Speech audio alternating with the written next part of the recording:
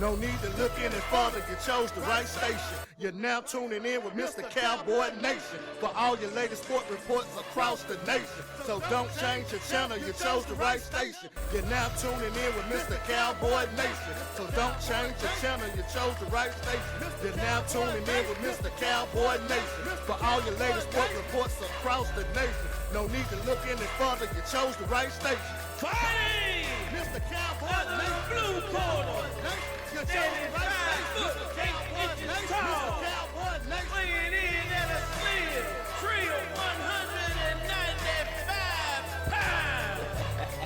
Hail from Memphis, Tennessee.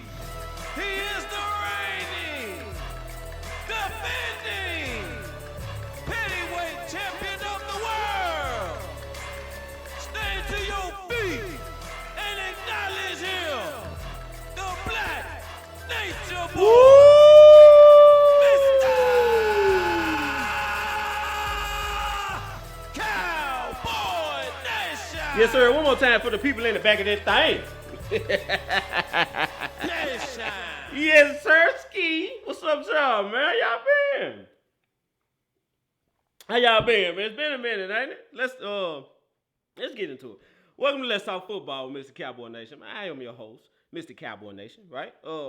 Let's Talk Football with Mr. Cowboy Nation is brought to you by Snap Picks Productions. All of the episodes are uploaded to the YouTube channel, Mr. Cowboy Nation. We also have a page solely dedicated to the show, Let's Talk Football with Mr. Cowboy Nation, right? So that page, Let's Talk Football with Mr. Cowboy Nation, is all things football, right? We even had like some UFL coverage on there, right? Ain't nothing that's going on, so so we've been covering UFL on the Let's Talk Football page. So all things football on the Let's Talk Football Mr. Cowboy Nation page. There's a little bit of some everything on this one, right? But this is where the show was shot. For those of you who are new to this, this is where the show was shot. I wanted to move it, but people don't want to move. So got my play cousin K Boogie in the building. What up, K Boogie? Also, right, I'm getting sidetracked. I miss y'all so much. I ain't been, Yeah, so shout out to my play cousin K Boogie, right? Stars Talking Cowboys, Nick and the Blue Cup Boys, some of us in here. Cash App donations. You're gonna see my producer put the Cash App tag on this lovely desk, right? So whatever amount tickles your fancy is cool with me too. We just, And my boy Keystone Cowboy in here. What's up with you? Hey, this your time of the year in the Keystone the Dre. I know you ate. All right, so we ain't doing the call in no more, man. Y'all can get in this comment section, right? Get in this comment section, man. And we'll chop it up like that. See I got my boy Keystone here, K Boogie. So get in the comment section. We ain't doing the call in numbers no more, y'all, because y'all don't want the live smoke. So we cool with the comment section. Available platforms, right? So we are available. The audio is available everywhere you get your podcast. My personal favorite is Spotify, right? So when you go to Spotify, you search Let's Talk Football with Mr. Cowboy Nation. Now, that is very important that you search Let's Talk Football with Mr. Cowboy Nation is very important. I'm going to tell you why. Because there's a lot of Let's Talk Footballs, but there's only one Let's Talk Football with Mr. Cowboy Nation. Can you dig that? Yes, sir. All right, so let's get into it. Let me go and get y'all can't see this evening. We can get into the festivities.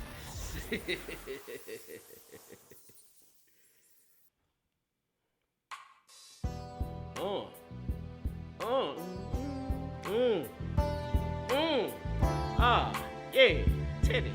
Not Teddy, Penny. Oh, man, we got to start over. Hey, can we start over? We got to start over, bro. Run that stuff back these days. Man, that beat. Yeah, Petty, Pendergrass. It's in the field. Let's go, man. All right, so as a lot of you guys know, there's a lot of it's a great rap war that was going on with Kendrick and Drake, right? And I noticed that somebody called Kendrick Petty Pendergrass. Now, y'all know I'm the original Petty Pendergrass, but in this case, I would allow it because Kendrick did his thing. All right, so Chicago Bears, come on down here and see you, boy. That's the only somebody that I want to see. This is the only somebody outside of the New England Patriots. Well, I'm gonna get to the new. Matter of fact, I forgot all about that. So I'm happy. I'm happy that came up. Let me put that. Let me bookmark that right there. Yeah. So the Chicago Bears are coming over to see Petty because you had a perfectly fine QB, right? The number 1 overall pick and the number 9 overall pick, if I'm not mistaken. And what did you do? What did you get all these weapons and you trade away a QB who has not only won games, but like he's lit up some defenses in the NFL. You get rid of a young, proven QB for this guy. Put him back up there, DJ. Put him back up there. Put him back up there. Let people get y'all for him. This dude. You get rid of a young, proven QB for this guy right here. Y'all get a good look at that picture. Y'all gonna be seeing a lot of that in the upcoming season. I got a feeling that one's gonna get recycled a couple times. All right, so what the hell y'all doing, Chicago? This is almost as bad as the Mr. Biscuit thing. Like it was almost that bad. So you gonna get rid of Justin Fields, right? Who has proven he can play in this league for a guy who ain't took a snap and he already a diva. I ain't got one red cent from the league, right? He a diva right now with $10 million in his pocket. What you think he gonna be with $100 million in his pocket? Right? He's stopping private workouts. Now check. Imagine this. Those of you out there who have a job and you work a job, right? Imagine this. You going to interview for this job, right? Right? We scheduling you 9:15 Monday morning. Come on in for an interview for this job. You say, cool. I'll be there at 9:15. Right? I'll be there now. Let's say, for the sake of this conversation, today is Friday. Oh, no, today is Thursday. Right? So you get a call Monday morning, 9:15, schedule for you. Okay, yeah, I'll be there. Bells on. Imagine calling them Friday and saying, hey, you know the interview y'all had me scheduled for? Yeah, y'all put it on hold. I'm going to Asia with my girlfriend. What? You doing? Hold on. What? Like, so you scheduled to work out for NFL teams that hopefully would draft you, and you say, y'all wait a minute. Y'all hold. I know y'all want to see me work out, but just hold what you got. I'm going to take my girlfriend to Asia, and I'll be on back. What? Like, dude, I said, man, whoever drafted this kid got hell on their hands. And here comes Chicago. Getting rid of a proven quarterback. If I'm not mistaken, that one, then he didn't win like 6 of his last 7 stars or something, like because he caught fire toward the end of the season. He still got rid of him. All right, so I don't know. They may have been doing that to up his trade value, which that makes sense. You want him to shine toward the end of the season, right? So you can up his trade value. I know, right? Williams versus Fields. I mean, me personally, if I got the number 1 pick, right, I got Justin Fields, who was looking great toward the end of last year. I got a pretty good defense. My O-line is still a little suspect, right? My O-line is suspect. But I got the number 1 overall and the number 9 overall. You know what I'm doing at number 1? You know what I'm doing at number 1? I'm taking Marvin Harrison Jr. To me, Marvin Harrison Jr. was the safest pick in this draft, right? Outside of, a couple of the top O-linemen. I think the O-linemen translate pretty well, I think the translation of O-linemen is pretty straightforward. Like either you're good or you're not. Either you can block or you can't, right? So either you want to block or you don't. So, but I think outside of that, Marvin Harrison Jr. was the safest pick in this draft, right? As far as somebody that can come in right now and make an impact. Like at number 1 overall, you want a guy that can come in right now and make an impact. You was almost in the playoffs, right? Why get rid of the quarterback and you can get your quarterback, and you already got Keenan Allen, right? So you Marvin Harrison Jr., Keenan, and Roma Duze is nice. Don't get me wrong. But I'm taking Marvin Harrison Jr. at 1. I'm taking the O-lineman at 9. That's what I'm doing.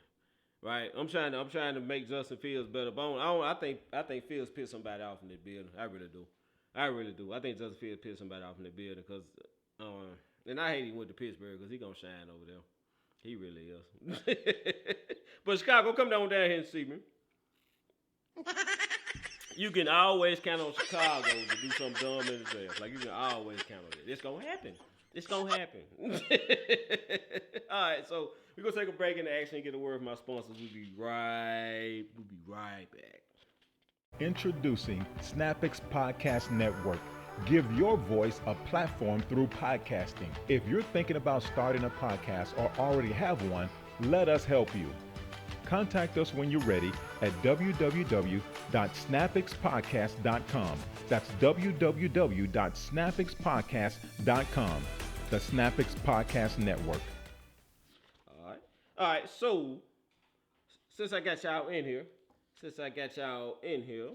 let me ask a question. Question of the day.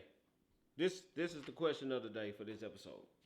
I want y'all to type your answers in the comment section. My boy K Boogie said diva, whole diva. He a whole diva. So this is the question. Since we talking about Caleb Williams, like this is the question of the day. Who will have a better season next year, Caleb Williams or Justin Fields? Out of those two QBs, I'm gonna ask that question again going through the show. Matter of fact, I'm gonna set that back up. I'm gonna ask that question again. Joe, what's up, baby? My boy Joe in the building. All right, so question of the day, question of the episode. Who will have the better season? Who will have the better year next year? Justin Fields or Caleb Williams, right? Me personally, I'm with you, Joe. I think Justin Fields will have the better year. Because Russ might be a little washed up. I think it's time for us to admit that Russ might be a little washed up. It's a slight possibility that Russ is washed up, right? So if that's the case, Justin Fields will be on the field immediately, and I think Justin is gonna shine in the Steelers offense. I just hope they figure all this out after we play them. That'd be great. But no one else, we'll catch them right when they figure everything out and about to catch fire. Then we have to go to Pittsburgh and play. All right, so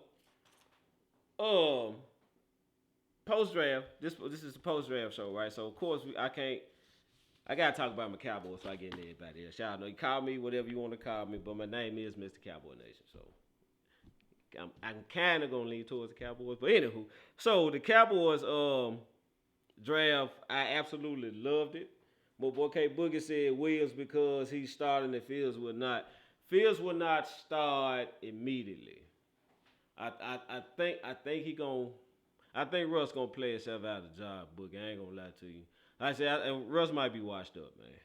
We got to see. Was it Russ got that Sierra juice, man? He got something. He got something, but his game, man. Yeah, he had some flashes in Denver last year. You know what I'm saying? So I don't know. And I'm beginning to hear the show. Pittsburgh did some things in the draft. So I mean, the opportunity for Russ is gonna be there. I don't think he's gonna take advantage. I don't. All right, so the Cowboys, Chicago Bears kill QBs. They do. And I'm happy. And matter of fact, I was saying that Justin Fields really just need to get the hell up out of there. And he got the hell up out of there. Wow. So Justin Fields may have, I ain't thinking about that, Joe. Justin Fields may have saved his career, dude, getting out of there. All right, so Cowboys draft. From what I'm seeing, right? It looks like the Dallas Cowboys draft was about being more physical up front on both sides of the ball, right? You look at the picks, Tyler Guyton, Cooper Beebe, they got another O-lineman, but then you look at Marshawn Kneeland, Maris, the linebacker from Notre Dame, like they made efforts to get better, more physical in the front on both sides of the ball. And that, my friends, is how you win in the postseason. It's amazing that it took us 30 years to figure. But anyway, but you know they made drafts to they they gonna move some people off the ball. They gonna walk some people out of the club, right? So speaking of walking people out of the club, I want to take a look at Cooper Beebe. Yeah, can we do that? Let's check him out right quick. All right, so let's check him out right quick. Oh, let me get out there. And Johnson, all kinds of time that offensive line down. Go back. All right, you see him? All right, let's point him out. So you got the arrow on him right here. All right, run it quick. Now if you go look at his highlights is full of him walking people out of the club. So you see him right here engaged with number 97. So watch what he does with number 7. Johnson, all kinds Now he got a blitzer coming. Check out what he of does. time that offensive line down. Now the pass was incomplete. I know the pass was incomplete. That's not what's important, right? All right, so but he picked up. Not only did he dominate his man off the ball, he picked up an oncoming blitzer, right? Gave the QB extra couple of seconds to get the ball off. That's all we want from the O-line. We want them to give, and we need someone to give Dak an extra few seconds to get the ball off. All right, so let's go to the next one. Now this You one need here, the end zone here. this one here, check this one out. Now I don't run this one, we can catch from the backside. Boom. Trotter again, running behind. Complimenting. So he's number 50. I'm going to point him out. Number 50. Watch number 50 walk number 99 out of the club, completely out of the club. And then once he walks him out of the club, I don't know if this is a linebacker or safety that comes up from the second level. He got a little something for them too. Watch this. Deuce Vaughn. But this is a sound. Boom. Immediately engages with the second defender, right? Sound back. You need the end And zone here. that's cool. So that right there, if we can do that up front, if we can roll grade up front like him and Tyler Smith, if we can roll grade it like that up front and we actually commit to running the ball, right? So and that's what this all is gonna come down to. Are we actually gonna commit to running the ball? Are we gonna run the ball for real? Boy, Boog said yes, sir. B is gonna be a problem. You gave us a B minus, but I gave us a B plus. The reason I gave us a B plus is because I feel like Marshawn Kneeland is better than what we think. I really do. I think Marshawn Kneeland is better than what we think. When you look at Marshawn Kneeland, right? So, like we said on the show, K-Boogie, he's a typical Mike Zimmer DN, right? So when you look at his film, they play him at DN, they stand him up at linebacker. You see him faking A-gap blitzes. Like, that's Mike Zimmer thing. Like, he's the godfather of the double A-gap blitz, right? So you see him standing up, even though he's 267, right? But you see him standing up as a linebacker, coming up the A-gap sometimes. So it was basically what Mike Zimmer wants to do on defense, he's already doing, right? He low-key, he going to be plug and play. I'm telling you. I'm thinking low-key, he going to be plug and play. Like, he's not going to have much of a learning curve because he's doing a lot of stuff already. So, that probably explains why they were going so crazy when they got him in the draft, because I was confused. Bull said we should have took, I understand we should have took a running back, but at this moment, no rookie running back can do what Zeke can do. Oh, that's what I'm talking about. This is why I love this show. All right, so we got one guy saying we should have taken a running back, and we got another guy saying screw the rookie running back, we got Zeke back, right?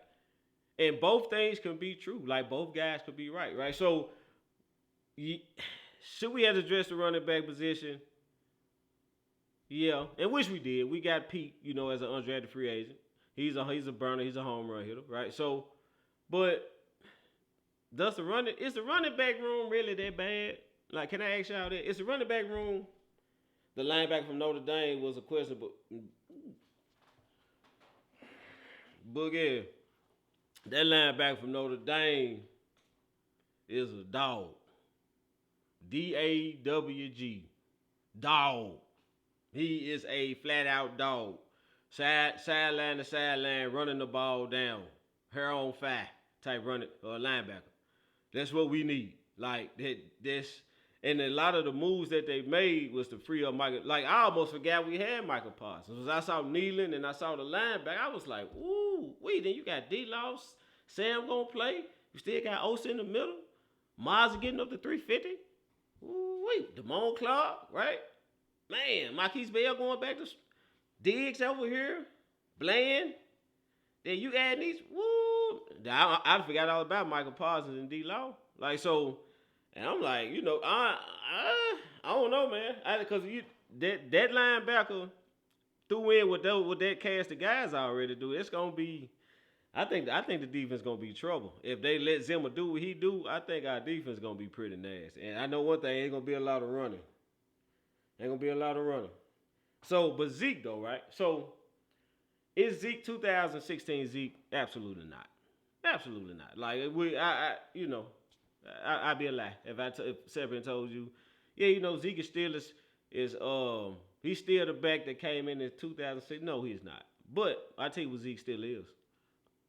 Zeke still is the best blitz pickup and best short yardage back this league has to offer. Now Zeke is still that. And how much did we need that last year? You remember the Miami game? Tony Pollard couldn't punch it in. We ended up losing by a point. remember the fullback fumbling on the one? Remember that? Right? So, like we would have won more than 12 games if we'd have had Zeke last year. Like you say what you want, but remember the Philly game? Right? So Philly game in Philly. If we have Zeke, we win all three of those games, right? So we missed Zeke. We didn't really have a hammer. Now we did bring in Royce Freeman, who's a hammer as well. So I don't know. So I don't know, and I don't think Zeke is just gonna get just anointed the number one back like that. I think Zeke is gonna have to earn this spot. I know it's a feel good story, right? It's Zeke, he back home, but you know we're still trying to win, right? If Royce Freeman is picking up blitzes just as well as you, he's just as good as you in the short yardage, and he got that burst. I forgot about Overshown, okay, but you show me up, man. And you know, and he still, and Freeman has a burst to take it to the house now. That's something. You know, Zeke lost a couple steps.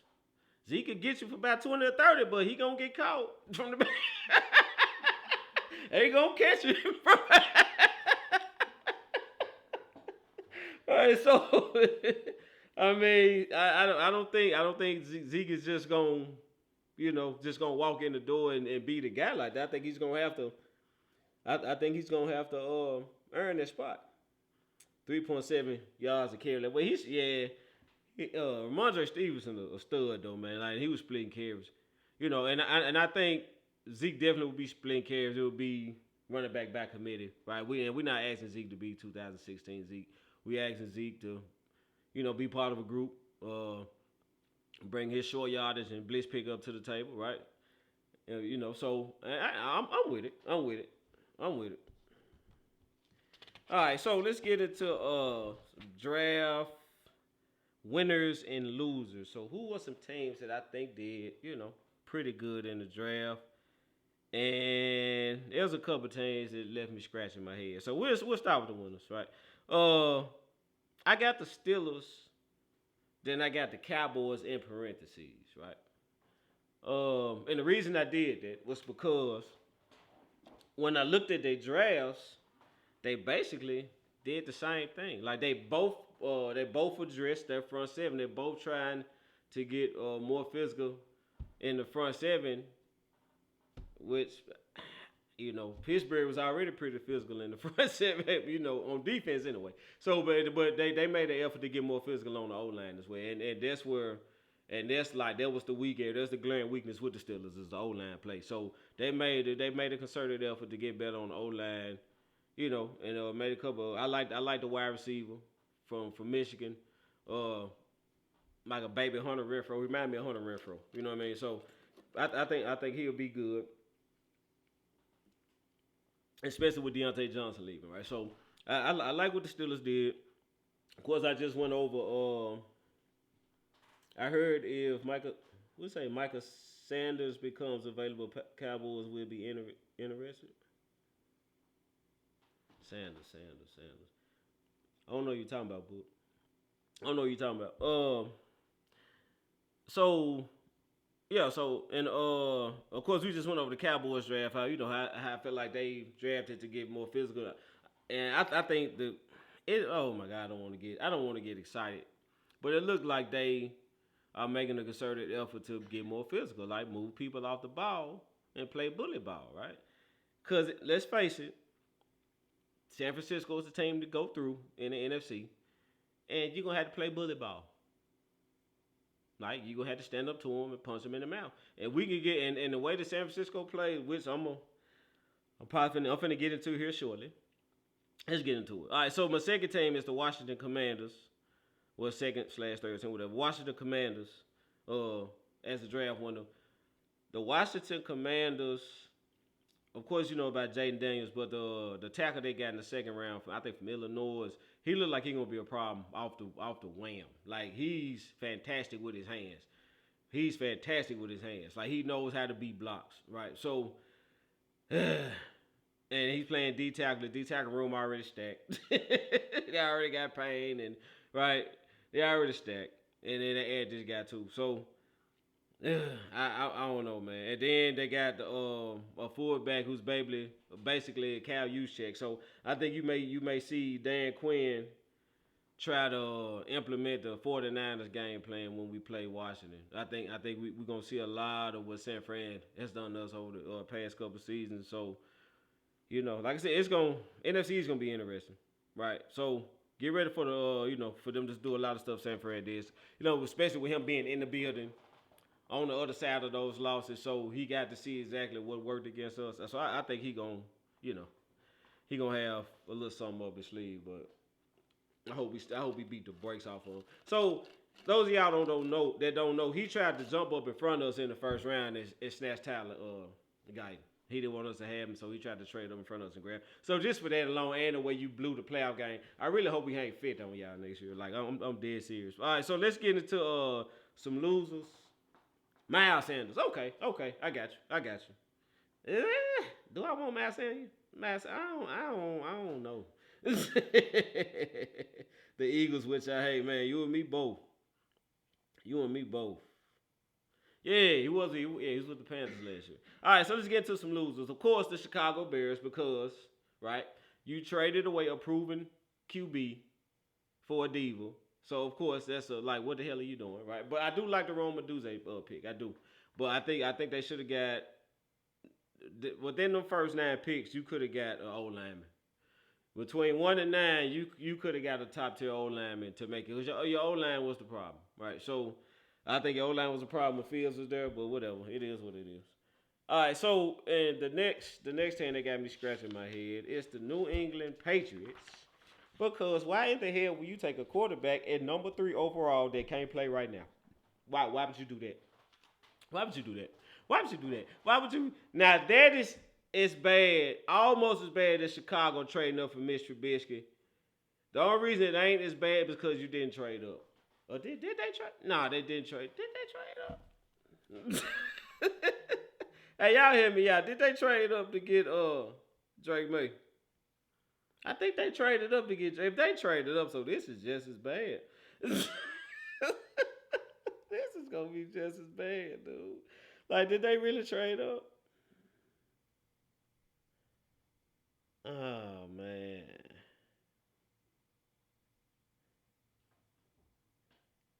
All right, screw it. Yeah, but anyway, if they really traded up, then it's just as bad. So at number 3 overall.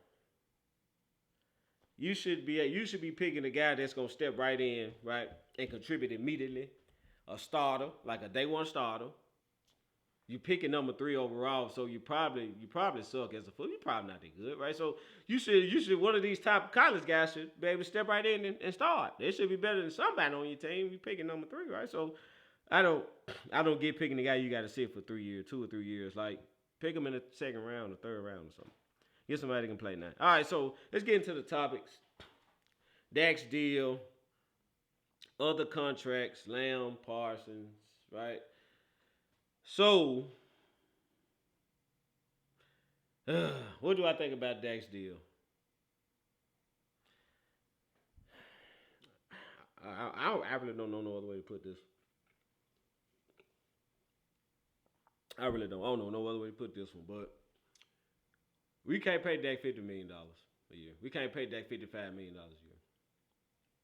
We can't do that, right? So, like, and the reason I'm saying this is because you hear Steven and Jerry say they can't get help now, and Dak making 40. Like, well, now we had almost $60 million cap hit, so I can understand them not being as active in free agency when you got one player with a $60 million cap hit, right? But I don't think they want to pay Dak $50 to $55 million a year either.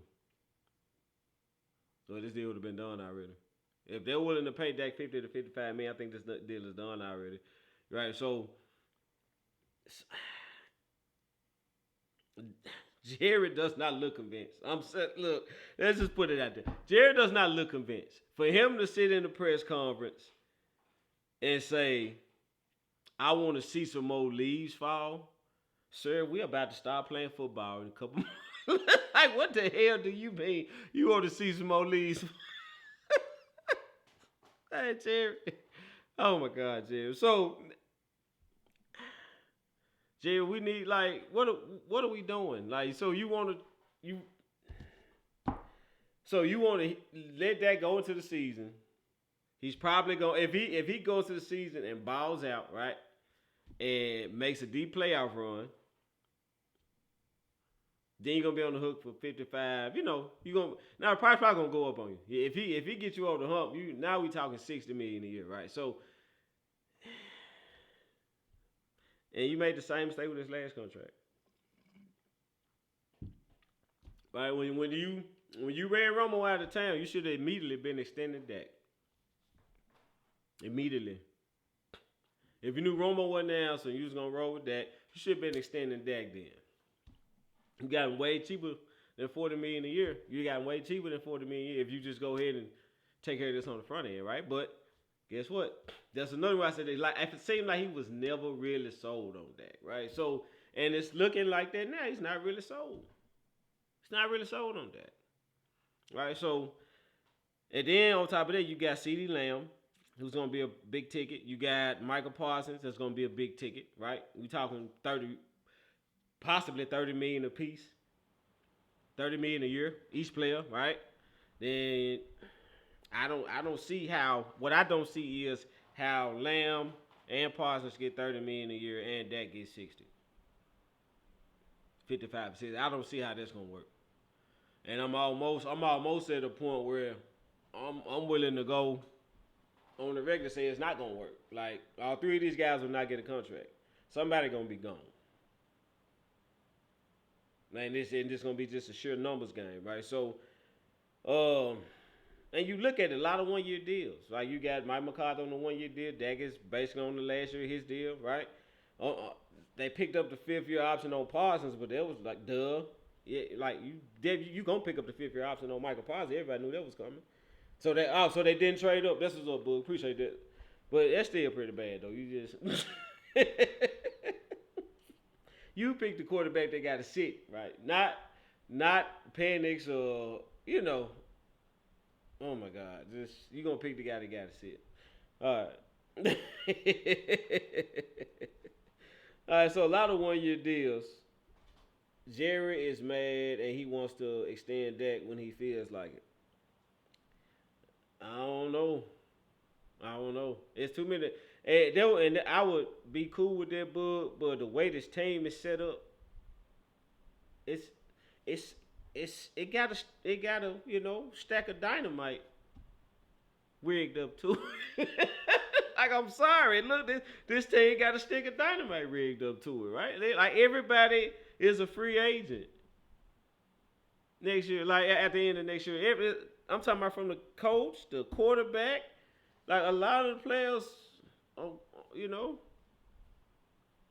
Look like to me if Jerry's not pleased with what he sees next year, right? He's gonna blow it up. Okay, well, all these dudes, they not under contract with me and they free to go do whatever they want. I don't want to talk to them again. I'm good, right? So this Jerry set up to do that at the end of the year next year. And judging and I'm gonna tell you something, if next year ends like this last one did, oh yeah, Jerry got to do nothing. You know, it's officially blown up now, right? So, I smell a rebuild, dude. I do, and I feel like, you know, that's why you didn't. My boy Big Time Show brought this up, man, and I was like, wow. So that's why the Cowboys didn't call Derrick Henry, right? That's why they didn't call Dalvin Cook. They knew they was getting Zeke. They gonna put Zeke with his boy. Y'all got one last hurrah. Mike, you too. One last hurrah. Right? So, and it makes you wonder if Jimmy Johnson has anything. This is a little Jimmy-ish. Right? It's a little Jimmy, because we all saw Jimmy was pissed off at the end of the year last year, right? You know Jimmy wanted to blow it up, like, because it was pathetic. Like, everybody needed to go after that game, right? So, everybody. So, and everybody set up to go at the end of next year. Everybody, pretty much. So, I'm just saying, man, it looked like it got a stack of dynamite rigged up to it. I believe that Parsons won't be here next year. I think out of them three, Dak, Lamb, and Parsons, somebody ain't gonna be here. That's just what I think. I don't think the numbers gonna work. I don't. So I mean, I think somebody ain't gonna be here. Even the water boy is on the 1 year. Joe said the water boy is gonna be out of here. But I mean, I'm just saying, like, that's where I'm at, man. I smell a rebuild. I really do. I smell a rebuild. I think you know, everybody that's on these 1 year deals, if you're on a 1 year deal, it's a proved deal. Like basically what Jerry was saying. It's a proved deal. So we'll see. You know JJ is petty. I'm talking about petty. petty, man. You know. So we'll see. So I have word that the schedule will be released next Wednesday, right?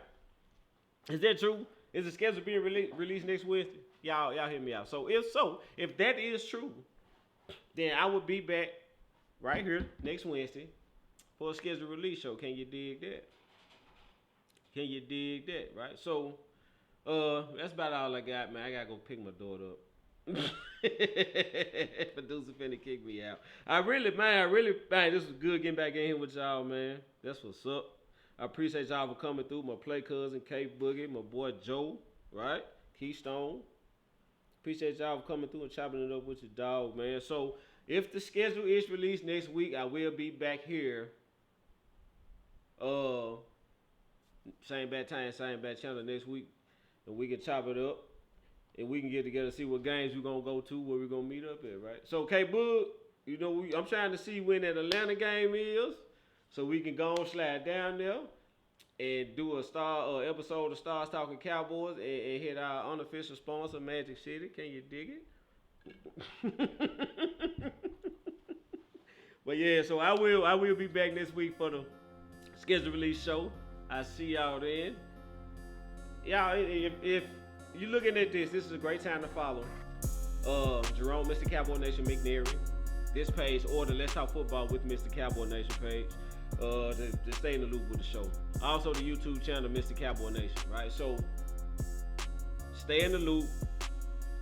If it's being released next week, I will be back. You can count on that. So just stay in the loop though.